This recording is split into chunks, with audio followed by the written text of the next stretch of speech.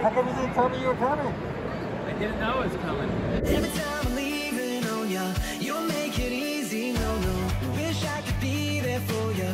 Give me a reason to. Oh, every time I'm walking out, I can hear you telling me to turn around. Fighting for my trust and you won't back down. Even if we gotta risk it all right now. Oh, I know you're scared of the unknown. You don't wanna be alone. I know I always come and go, but it's out of my control.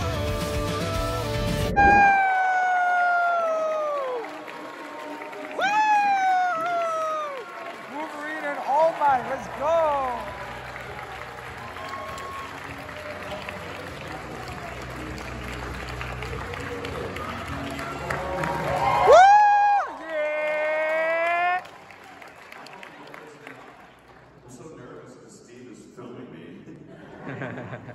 Now guys, to lead things off, one of the most hotly debated topics in anime is how do you pronounce both of your last names? Because I've heard people pronounce both of your names 3 or 4 different ways. My understanding is it's Blum and Sabat. Yes. Sabat. I actually have a joke with Steve where I always call him Mr. Blum, and he calls me Mr. Sabat. So you got it right. I was actually very impressed. Very. Okay, well, get ready to be disappointed because that's how the rest of this thing's going to go.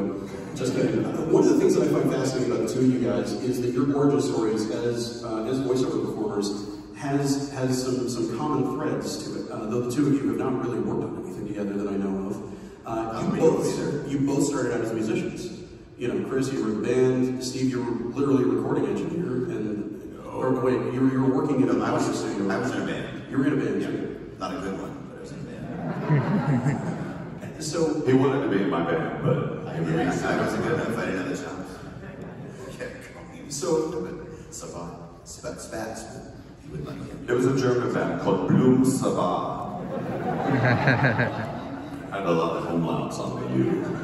That's all it was one big umlaut. Sorry. No, look, this is what you guys are here for.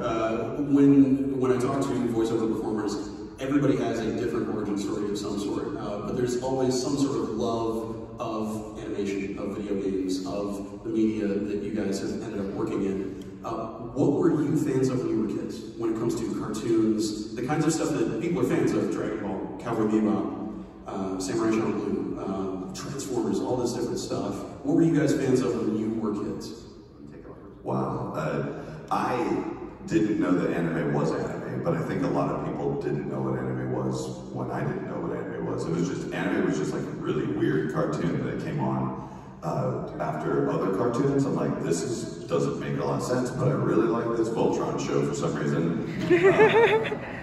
I hadn't seen much anime before I was involved in anime, but when I was a kid, I was grounded from TV a lot. That was my parents' favorite thing to ground me from. So what I ended up doing is like, strangely, what I do for a living now, which was, I had to look at a reflection in the fireplace and watch the TV while I pretended to listen to the radio on headphones. But I couldn't actually hear the TV, so I just had to kind of make up my own dialogue as to what was happening on my favorite shows. But I was always obsessed with synthesizers and musical instruments and sounds. I loved sounds when I was a kid. I used to rent, I guess, or check out sound effects records from the library. I just loved to get as many of them as I could and listen to all the dumb sound effects. And I would do these crude recordings in my room where I had like this jam box and this dual cassette recorder, and then all of these, like anytime I'd find a record player at a garage sale, I'd buy another one. I'd play them all at the same time to create these like environments. I think I was a weird kid. So needless to say, I was a very strange kid. But yeah, I didn't have a lot of fandoms really when I was a kid. I liked the Smurfs. I liked the Dukes of Hazzard. Those are probably my 2 favorite shows. I watched Gumby. That's all I did. I loved Looney Tunes. I was a big Looney Tunes fan back then, and I don't remember much else. And Gumby. I think that was pretty much it. Yeah, but I'm not a very good fan of anything. I don't really get obsessed. I get bored. So I watched something for a little while, and then I got to move on to the next thing, and that's been kind of a challenge for me academically growing up, which was why I think I ended up in voiceover, because we don't have to remember anything. We do something, we spit it out, and we let it go and move on to the next thing.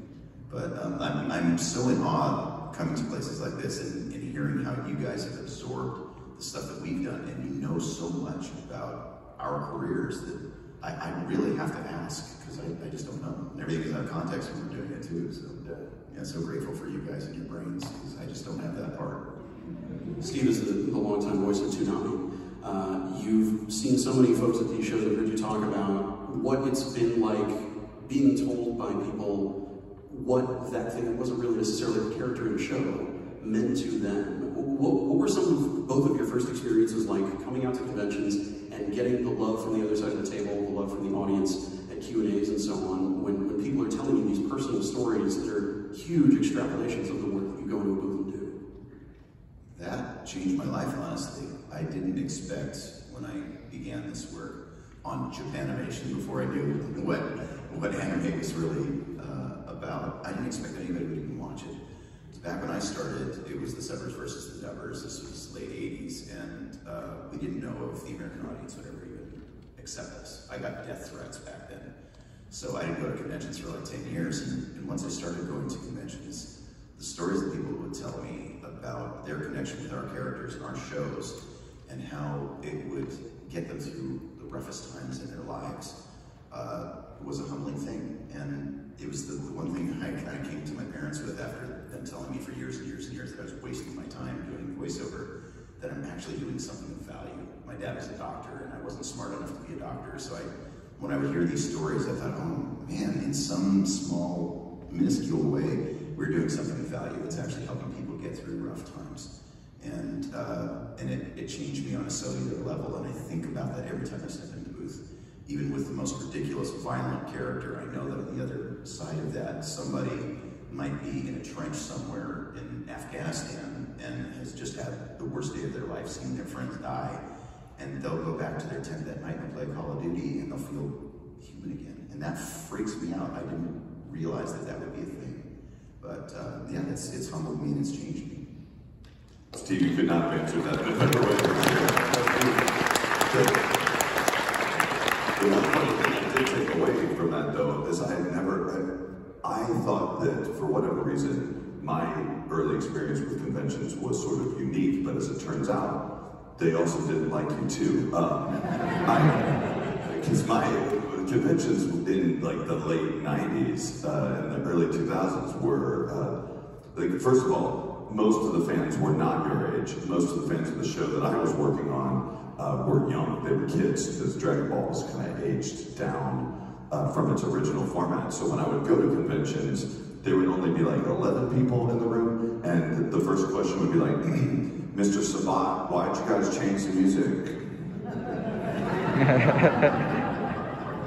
I'll wait for your answer. Like, I didn't have to, I didn't change the music. Why'd you guys change the script? It wasn't supposed to sound like that. Like, I didn't write the script either. I'm just a voice guy. I'll go if y'all want me to. It was not good. But it was, one thing that I think helped me along the way, and one thing I have never let go of, is that when I wasn't going to conventions, I was more going like mall tours, and like going to bookstores and stuff like that to promote Dragon Ball. I met kids, and every kid that came up was like, I always wanted each kid that came up to my table to have like a moment. Like I didn't want to be a jerk ever to anyone. And I've kind of carried that with me to this day, because all of you, even though you may be in your 20s and 30s and 40s, I still see you all as the kids that came up and were so grateful to meet me back in those days. So I reset between every person, and I'd be mortified if anyone ever left and it felt like I didn't spend a second with them or look them in the eye, or at least like show them how grateful I am. Because I grew up in Texas, and I worked on Dragon Ball, and I worked on a lot of anime, and it may have been different. I don't think it was that much different necessarily for some of the shows you worked on, but it was a non-union show. It wasn't, we got no residuals on those things. We didn't really make any money on it. We just destroyed our voices and didn't know any better. And so I'm very grateful that you all have come to support us during these times, so that I can, put my kids in a decent school and bring them home a stuffed animal and stuff like that, because otherwise I'd be broke. So I really appreciate you all. I did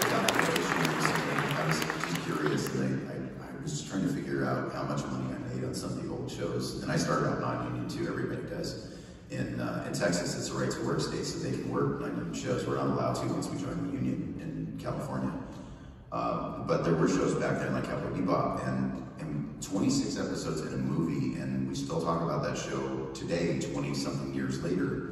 I made less on all of that than I did on one episode of Star Wars Rebels. It's crazy, and there's still no residuals. Even after all these years, we still show it on Tsunami from time to time, and still no residuals, or from any of the video game work either. So, but I mean, the one thing we do have though is that we were involved in something super special, and the fact that so many people find it so memorable to this day is actually pretty remarkable. The fact that anyone even likes the English language option of a show is crazy to me. I think it's awesome. Yeah, people used to say, "Why are you ruining the art form of anime?" I literally had to change my email address and phone number because I was getting death threats. They deserved it too, because look at that horrible job you did dubbing Cowboy Bebop. I know, I understand their feelings, but still, I have kids. And, sorry. What's the question?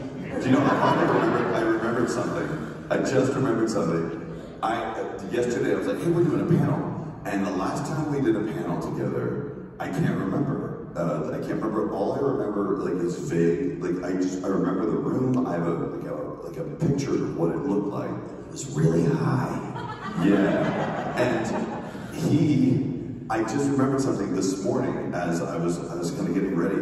You had just done the zombie version of the Saints Row thing. You would literally, it was a panel, and you had just done that. It was the first time you were kind of talking about how you were the zombie voice option for, was it Saints Row? That's why I'm here. Thank you. Yeah, my agent. That's why I love fans too, because they will tell you your resume before. I never remember what I'm on anymore. I don't even know where I am right now. But yeah, I remember that was the first time I was on a panel with you, and I got starstruck on the panel with you because you were like, you're Steve Blum, bro. Steve Blum. I'm still starstruck. You got to shoot higher. Gotta get out more. Sorry, no, it's you again. So many of the people that are here at these shows, say that they want to be actors, they want to be voice actors because of work that you've done. The stuff that you guys have done has inspired these folks. What were the things that made you want to get into music? Made you want to be creative people that did creative work for a living when you were younger? Oh man, I was lucky because my voice sounds about the same now as it did when I was in 6th grade. Overnight, my voice changed dramatically. When I was 11 years old, I had a really super high voice, and one morning I woke up like, Mom, something's happened. And a little bit of rhythm in my pancakes. Yeah, I don't know what this would sound like today. And I was very, very, very lucky. It was because from that point on, and I'm so grateful that I was given some sort of weird gift or symbol or something that people would always come and go, you need to get into radio, you need to get into radio, you need to get into, when the whole universe tells you you need to do something as long as it's legal, you should probably do it, you know what I mean? So eventually I did get into radio, and I realized it wasn't as much fun and it wasn't as creative as I wanted to be, because I got into radio right during a time when radio was deregulated and it became really corporate, and they printed out everything you had to read. There was no improvisation. It was kind of boring. And then I sort of stumbled into voiceover after that. So I've always loved sound. I've always loved the fact that people told me what to do. People don't walk up to you and go, you really need to be a dentist or something. But I was lucky I got to do the thing everyone told me to do. Mine was exactly the opposite. My dad used to want me to take over his medical practice, and I realized very early on that I was not smart enough to do that. And I thought maybe oceanography, because I love Jacques Cousteau and anything about the ocean, and went to UC San Diego and realized I wasn't smart enough for that either. That's science. And I've always loved science and creativity, and for me, those two things sort of went hand in hand and filled that same thing for me. And so I started out drawing. I used to draw comic strips, and eventually I got into music just because it made me feel good when everything else sucked. And then in film business, just because people in that business, the writers and the creators in that business, were so interesting. And just hearing adults use their imagination was something that gave me life, because so many adults that I knew in the corporate jobs that I had forgot how to use their imagination, forgot how to play, and just had to stick up their, wherever. And so that sense of creativity, just doing anything creative for me became a question. I didn't know what that would look like. And I didn't, like you were saying before, I didn't know that voiceover was a thing. I didn't know that was even a viable option as a career choice. And it wasn't for a lot of years. I was so dumb. I thought that Kermit the Frog's voice was just his voice. It's not. It is. It turns out somebody does his voice. Yeah, it's weird. It's not a real. I'm sorry. Spoiler alert, dude. I apologize. Oh man, I really crushed Steve. So it's true that he had a hand up his butt too? Yeah, it's not good. It's not good. It's not good anymore. We need to chat. Question. Next one, please. I do have a question for you, though. For me? Yeah. Oh, I've always just assumed that, for whatever reason, that Cowboy Bebop was the first show that you ever worked on. What were some of the early things that you worked on? The MacGyver. There's a show called The Guyver, and not MacGyver. No, The Guyver. Okay, The Guyver. The Guyver. He had bio booster armor. They called it, but he actually just ripped his chest open, and he had what we used to call the bio boobs. They would just blast stuff out. And I was hired as a creature voice for that thing. And the only reason I went to that session was because they offered me free pizza. I was working in a mailroom at a film company, and I had the deepest voice in the mailroom, and everybody in the building gets Hollywood, so everybody, no matter what they were doing, wanted to be an actor. I didn't care at all. I was playing in my band at the time. But they offered me free pizza on the weekend to go into this treehouse studio, the worst possible location for it. It wasn't insulated. We had to carry all the equipment up. It was all Okay. And they ended up having to redo all of the tracks that we recorded there. But the very first thing I did, they brought in 20 of us at a time, which you never do in anime unless you're in Japan, because that's the way they do it there. But in our culture for anime recording, we go in one at a time. It's just technically much more efficient to do it that way. But they would bring in 20 actors at a time and try to bring us in and out in front of the mic when none of us knew what we were doing back then. And so they just showed me an image on the screen of a creature ripping the arm off of another creature. And they said, what would that sound like? And I was able to match the movements and the lip flaps because the music training, the rhythm, it rhythmically. All my musician friends are good at dubbing. It's like a skill. Rhythmically, it just made sense. So I just looked at the screen and went, oh, I can do that. And I just went, and they went, all right, you're hired. And I went, oh God, no, now I gotta do what these guys are doing. I don't know how to do that. Can I spell my pizza? And that was literally the first thing I said was, can I spell my pizza?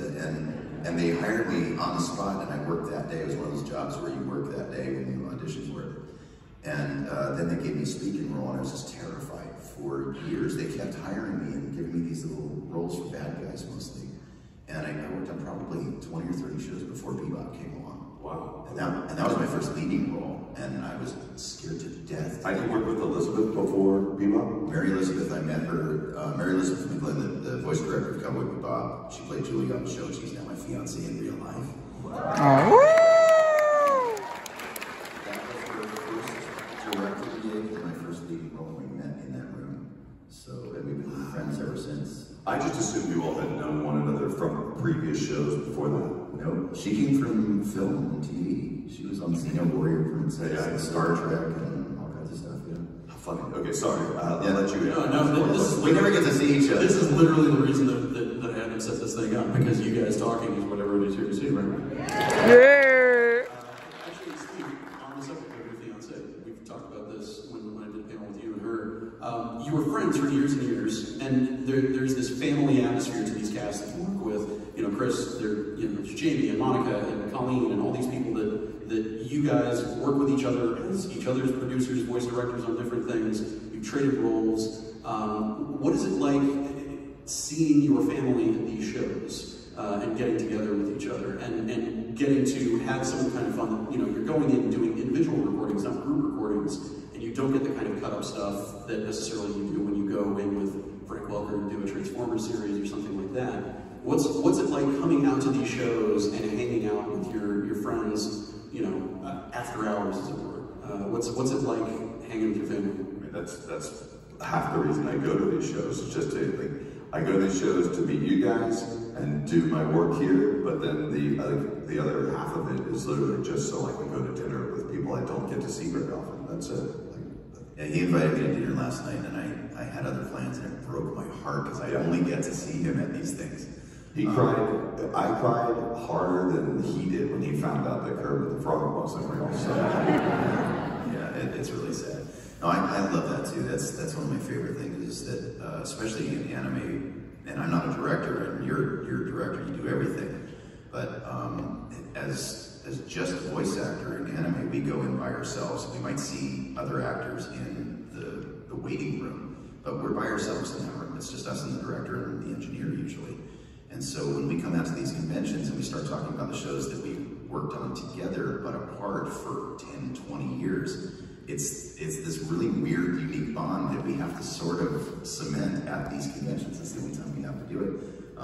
Miley Flanagan is here, the voice of Naruto, and she lives 10 minutes from me, and I see her maybe 3 or 4 times a year, unless I go to conventions. And so throughout the weekend, if I have a break, I would just run over to her and just nuzzle her face. Just I miss her and I love her so much. We become really, really close, but we've never worked together in the same room, and we've known each other for 20 years. It's crazy. It's just crazy. I've got a couple more things, and I want to get some audience questions too, but the two of you have taken, you know, being the guy in the booth to the level of producing stuff. Chris, you've got Overtron 5000, you've got a recording studio, you've got people coming in recording stuff all the time, and Steve, you're doing these master classes with your Blum studio. What is it that motivated each of you to further develop how you're involved in the industry? Not just the guy in the booth doing voices, but, you know, the guy who's, you know, booking contracts to dub kung fu movies, and, you know, the guy who is, you know, laying down these lessons for people that come up to you and have come up to all of you guys at so many of these shows going, I want to be a voice actor, how do I do this? How do I take care of my voice? How do I get gigs? How do I start making stuff? I didn't want to teach. I didn't think I was smart enough to teach, and I found accidentally that every moment with the fan who brings up the idea of becoming a voice actor became a teaching moment. I can't help myself because I've seen so many people getting taken advantage of. And so many of us were taken advantage of on our way up in the industry too. It's the entertainment industry. It's really rough, especially in LA. And so for me, it was really just kind of a passion thing of how can I really help people to navigate this stuff and just not get burned. And also just to have fun with it. And so my team, I have an assistant and a couple people that worked with me on the fringes while I was just doing my voiceover career. And they've been bugging me for years and years and years and years and years to start teaching again. So finally I just, all right, fine, I don't want to do it, I don't know how. And I had to deconstruct 30 years of doing this work and figure out how to impart that in increments to do it. And it took me 3 years to disassemble all that stuff and start really building it back into a curriculum that made sense. And it had to be online because I just couldn't do it in person. And then after 30 classes, we did 30 classes of curriculum. And then I realized I was kind of out of information. And I better start bringing in people who are, you know, experts at whatever they do. So now I'm bringing in the top of the top of the top of our industry once a month, and I interview them, and then we get a Q&A with those guys online, and then we have a newsletter, an interactive newsletter kind of thing that goes with it. And it's a subscription-based thing, and I didn't know if we'd ever make money at it, and for the last 3.5 years I've been dumping nothing but money going out into it. Finally, we're starting to break even now. But we're leaving a legacy of something that's really important, I think. D. Bradley Baker was one of the biggest inspirations for me. Is I want to be a voiceactor.com. I want to be a voiceactor.com. I used to print up his cards and put them on my table. And Yuri Lowenthal and Tara Platt wrote their book, Voiceover Voice Actor, and I thought that was an amazing resource. But not everybody reads, and not everybody you know, just wants to go to a singular website. They want more of a curriculum-based sort of thing. And there really wasn't anything like that out there. So we built it from scratch, and it's so hard, and it continues to be really hard to do. But I've had 5 students show up at this con talking about how this thing has really helped them to navigate the business. They're starting to go up, they're feeling better in their own skin, they're being creative. When everybody in their life told them that, you know, the negative stuff about their own creativity, which I can't stand, and they're learning to play again. And if that's all they get out of it, then the whole thing's worthwhile for me. How'd your experience influence the building of Overtron 5000? You're bringing people into sometimes their first gigs ever. Yeah, for me, it was just an extension of what I liked to do when I was a kid. I love building stuff. I always liked, I find the production of anime as fulfilling as being in anime. I like the whole of making productions happen. I like finding great people, being kind of a tour guide of who's good. In fact, I haven't even done as much voice acting since I started Overtron. When I first started, I did a lot because every client that would come in and be like, use my voice please, it's cheaper. And but once you start doing that, there's this curse of being a producer where if anyone asks you to do something, you're like, well, I mean, I could do that, but man, Ian Sinclair can do this accent so much better than I can, so I end up just hiring everybody all the time. I just love production in general. I like seeing like cool teams of people like come together to do cool things, and I send people to your class quite a bit because I think that you're one of the teachers out there that's really put a lot of thought and energy into what you're doing, and you have a true, honest spirit behind it. And I guess the other reason I do it is, maybe you teach this in your class as well. It's the one thing I talk about whenever anyone asks me to be a voice actor. It's usually to let voice acting be like the little dot in the center of your dartboard, but make sure you have an entire dartboard of things that you can kind of shoot at. Be a voice actor, but like most of my friends, be as diverse as you can. Do as many things, learn to edit video and audio, learn how to record yourself really well. So I'm just doing all the things I tell other people to do. Just be good at as many things as you can. And if you're at the right place at the right time, you're gonna get that job. Like you working in a mailroom at a film production company to get your first voiceover gig is the same as my friend Jim Veranda, who used to be like a video editor at Hasbro or something like that. And he was the temp voice for so many commercials that the client ultimately was like, why don't we just use his voice? And then he kind of took off. And I just believe that you should be if you like, or you want to be a voice actor, focus on what it is that makes you really want to be a voice actor. Why is it that you want to do that? Is it because you want to entertain people? Is it because you like anime? Or do you want to be famous or something like that? Which are all valid reasons to want to do it. There's just different things you can do. Like you can, if you want to be famous, be a YouTuber or something like that. Like you could be a vlogger or something. But there's so many different avenues, and people just kind of get myopic about I want to just be a voice actor, but they don't realize that what you really want to be is a performer. You want to entertain people. There's just a lot of things you can do around that area. Because voiceover is such a tight, harder to get into business than it's ever been before. And I don't discourage people from getting into it. I just encourage people to do as much as you can, or you may miss out on other great opportunities. Yeah, and if you are studying voice acting, remember that the acting part really does come first. It's great if you can do voices, and most of us started out doing funny voices and whatever, but the acting part is really the thing that will make you sustainable later on. And that comes as a big surprise to a lot of people when they realize how hard it is and how much work it really requires to do this professionally and to be sustainable and to have longevity in the business. And the other thing in the more recent years since the pandemic started is that most of us have to have a home studio now. And to your point before about learn editing, learn some of these other skill sets, I had to learn how to do a lot of that stuff in the last year and a half, and 100% of my work has been from home. And I'm still not a good editor, but I'm good enough to do single track recording and make it clean enough so I can do broadcast quality from my house. And so if you are going to become a voice actor, that's one of the things that you have to throw into the mix of your things in your skill set. Because I don't know if it'll ever go back to where it was before, where everything was in the studio. It might be 50-50 at some point. And I don't know what your experience has been, but I remember back years ago, I used to do a dubbing workshop at conventions, anime cons 10, 15 years ago. And I used to do it as kind of a joke to see how bad people would be and how difficult they thought my job would be. But lately, as I kind of joined people in certain classes, or I've been a guest in some people's classes, people are really starting to know what they're doing. Like, this isn't a business where people are starting from scratch anymore. There's a lot of resources out there, and people who are getting into the business are targeted, they're focused, and they really are, you know, they're learning. They're not just, you know, like me, a guy that had a deep voice at a young age who just had kind of a few lucky breaks. People are having to really create their own destinies these days, and like owning their own IP or becoming their own sort of brand is sort of kind of important. There's some negative elements to that, but it's just the reality of it now. I got one more for you guys, and then I want to get some audience questions. You guys have done so many of these conventions with a bunch of people that you work with, and a bunch of people that you yourselves are fans of and admire, you know, these cinema legends and so on. What are some of the kinds of interactions that you've had with people you admire greatly? You know, the way that people come up to you and they're like, oh my God, it's Spike, oh wow.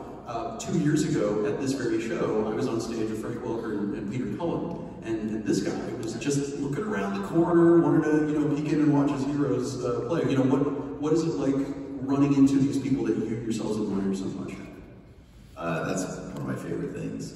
Well, especially guys like Frank Welker and Peter Cullen. I did get to work with them on Transformers Prime, but I'm still an 8-year-old squealing fanboy every time I see them. I can't help it. You know, Peter Cullen, you know, that distinguished, slight man with the old Hollywood mustache.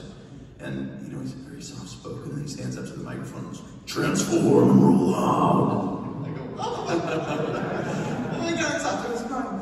I still do that. I still do that with certain people, and Stan Lee was like that for me too. I worked with him a couple times, and I would see him at conventions, and he would never remember me. Oh, hi, how are you?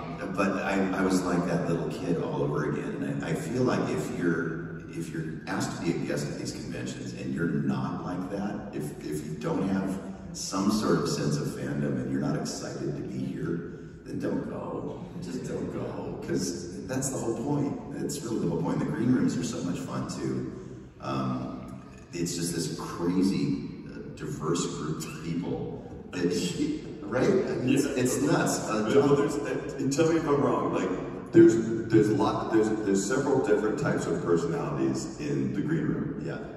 One of them I've noticed is like, if you're a tough guy and all the tough guy stuff, you guys have like this weird tough guy code and handshake and fist bump and like chest bump that you do. Like when it's like any of the any big guy, Jason Momoa would see some other big guy that was like, hey, how you doing? They don't do that to me because I'm not very big. But then there's also like there's also the other type who's just like sits as far away from everyone as humanly possible. You know, don't go anywhere near them because they don't want to talk to you. No eye contact. Yeah, and a lot of times you think, oh, that's mean, but sometimes it's just because they're like, definitely afraid to talk to anybody. And then Gilbert Gottfried, who's in there doing cameos. And who's the other? And the most rare type. What is the name of the gentleman who's with us this weekend from? He was in The Office. David Koechner. Yeah, that guy, and the dude who plays Flash Gordon, whatever his name is. St. Jones. Thank you. Yeah. Those two guys are the opposite of everybody.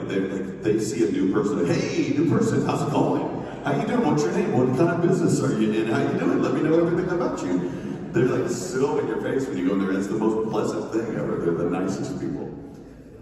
There's so many different personalities, and I've tended to kind of, I can be a little bit shy in green rooms. I'll just sit at a table and sort of wait for a conversation to happen organically. I'm not always the type to kind of go like, oh, your stuff, sorry, I'll let you get your pasta, but like. I don't know what to say. I mean, I was at a convention last year. I think the last convention I did, I don't even remember which one it was, but William Shatner and Gene Simmons sat down at the table with me. It sounds like the lead into a joke. William Shatner and Gene Simmons sit down. And oh my God, it's so surreal sitting in that environment. I'm just, where the hell am I? And how did I get here? This is so weird. John Lovett sat down at our table yesterday. I just kind of went, hi. And he goes, are you okay if I take off my mask? And I said, you seem like a clean man. And he goes, man.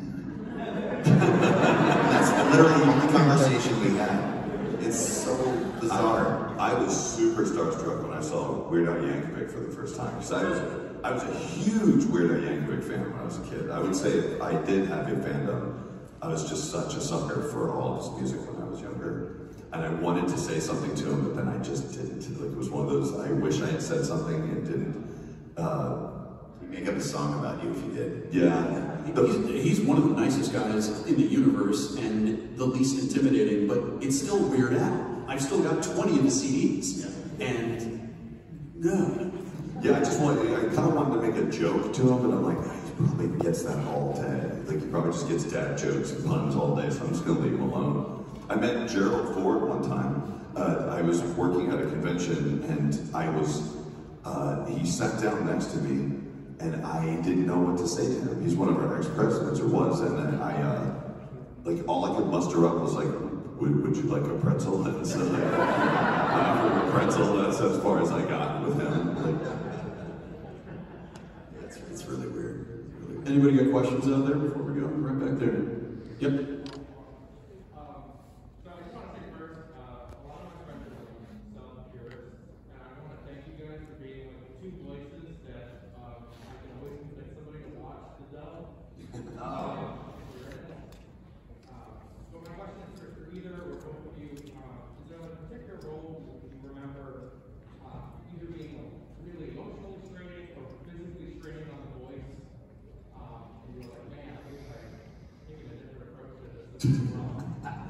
I want to believe that that's half the voices you've done. Like, you know, Yeah, kind of. There's a couple characters that I voiced that start off like, you have to speak like that. It's gnarly. In the Mortal Kombat universe, there's a couple characters like that I've played, and you have to be really careful what you audition for. I did a session with one of those characters in the last few months, and oh my god, it's like 2 minutes in, I'm thinking, oh, why did I do this? It was so stupid. And it's really hard to sustain, you know, if you choose a character like that. Wolverine's like that for me too, because he starts off like here, but he never stays there. He gets angry really fast, especially in the games, and then he just goes off, and it's Berserker Barrage for the next 4 hours. It's brutal. It's just brutal in the throat, and no amount of training can prepare you for that. So I just shorten my sessions to 2 hours now when I have to do that kind of stuff.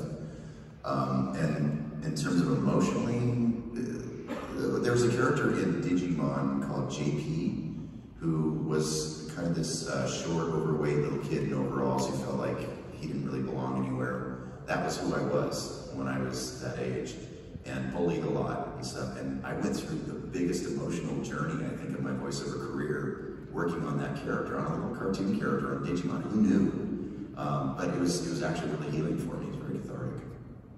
yeah, I think all of Dragon Ball was the biggest, like, vocal mistake I've ever made. And I still have to do it. Like, I still do it, and I do it. Get to do it. Oh my god, I do it proudly. But when I was in my 20s, when I started, like, it was a lot easier to do like 11-hour sessions of these voices. And now I do 2 hours, and I have like flu-like symptoms the next day. I'm like, I can't get out of bed for some reason. And I know this seems like a really weird, like, obvious answer, but I have been in the show called My Hero Academia recently and played this character called All Might, and it seems like the most obvious answer, but it's weird. This character feels like I've been training my entire life to play this character. Like, he's this dude who's like super buffed out at times and super relaxed at other times, and I feel like it's taken every bit of training that I had in all these other roles to play this one character. And the fact that I have a 6-year-old and a 10-year-old now, and the themes of this show are very much, you know, wrapped around like passing on your skills. At least my character's theme is passing your skill on to someone else. Like, I weep like a child every time I'm in the booth, and like, for some reason, when you have a kid, those of you who had one will understand this. Like, when you have a child, like, you grow this new organ in your body that like hurts anytime your kid hurts or is sad anytime your child is sad, and that show just like gets me in that spot every time. So it's good. One right here in front. Yep. So my question for both of you is, how has different voices you've done over your career, how does that change and influence other voices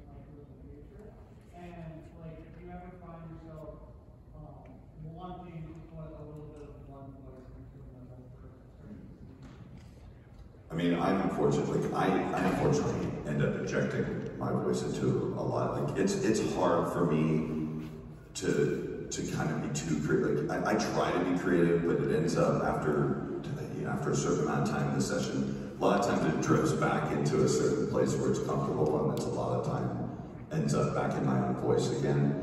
Because I just can't do it. Some people are way better at masking their voice.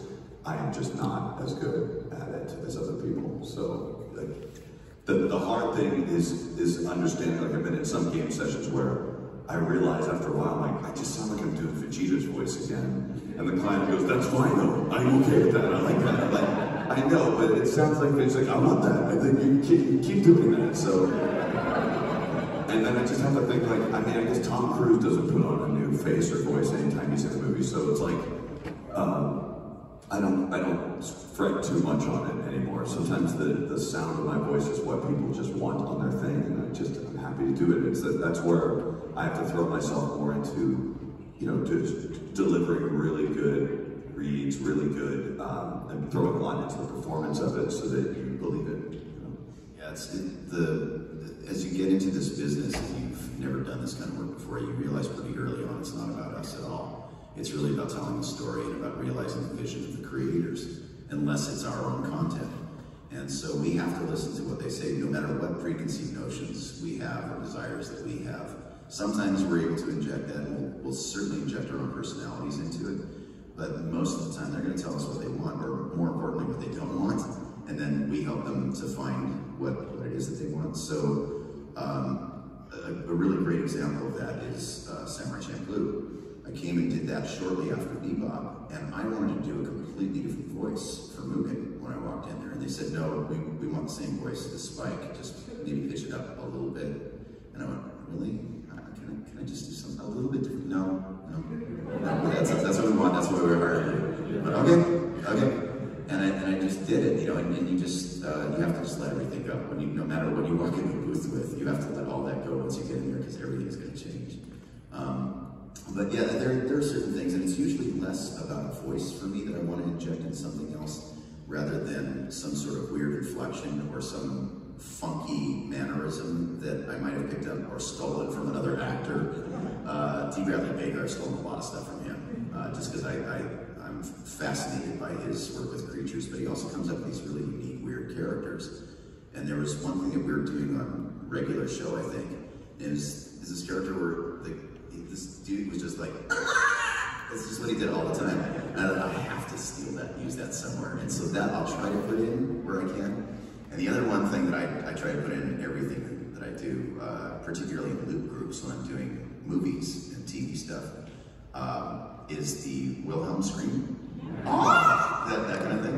Because they're sort of, they used to use that in everything, in every movie you ever saw, every action movie you ever saw. And now they're kind of getting away from that. So I got to do some work on some of the Star Wars movies, and stormtroopers getting blown up, I would always throw a few of those in. And they'd get so mad at me, because it would always be in the context of like 18 people in the room, and they couldn't use that take, or they wouldn't use that take unless I snuck it in somewhere. So they're in there though. They're in there somewhere. If you guys aren't familiar with the Wilhelm scream, you really should look it up, because it is amazing how often that one audio file has shown up in so many famous films. I'm sure there's a YouTube compilation of it. My kids recognize it now, because I point it out anytime I hear it. So it's so great. It's so great. In some of the loop groups also, all of our friends are in the group with us, and I'll try to say all of their last names in some sort of like an alien accent or some weird thing. If it's an alien, like Star Wars or something. Like Mary Elizabeth McGlynn, I'll say, Mari Elizabeth Martin, and you can't really tell what it is. And it sort of just ends up as this alien dialect, so I try to sneak that crap into everything that I do too. Whoever my friends are who are working on that show. So I've got good news and bad news. The good news is, us asking these guys to do another panel in addition to their regular Q&As, I think went really, really well, yeah? Yeah! So, every time they put out a survey going, hey, what'd you like, what did you not like? Fill that out, give them all the feedback in the world, but especially if you love this is us convincing them to, do some new stuff and do some fun stuff. So if you really love this, tell them you want to see more of this stuff so that we can put more of these guys on stage together and don't get to see each other. And if you liked me more than, like say, Steven,